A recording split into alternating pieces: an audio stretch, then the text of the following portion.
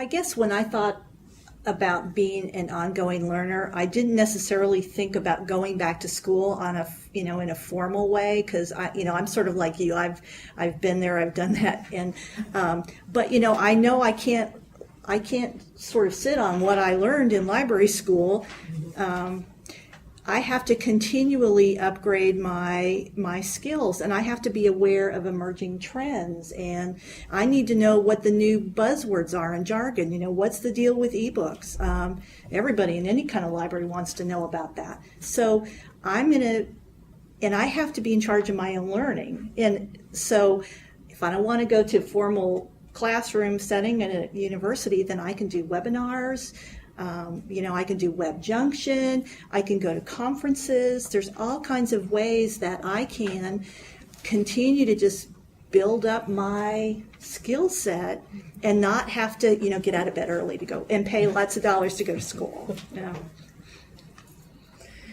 Yeah, I'm trying to imagine a situation where this would happen. I mean, you couldn't really have a full-time librarian position with us and be pursuing another degree full-time.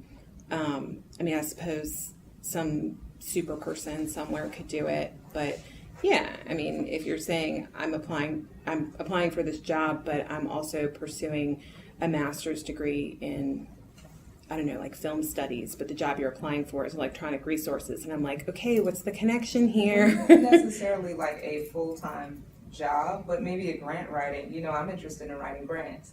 So I need a class on grant writing, and if that takes a semester. Oh yeah, I don't think that's. I don't think it's a non-issue.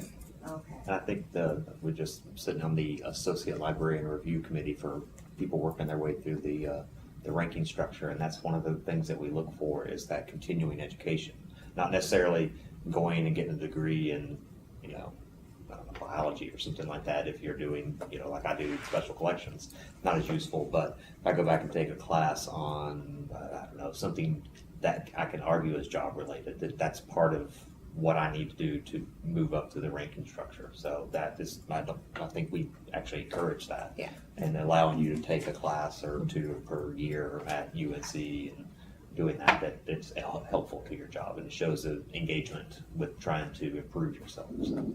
Yeah, I would list things like that on your resume. Things classes or certifications that you've actually gotten, I would list those on your resume.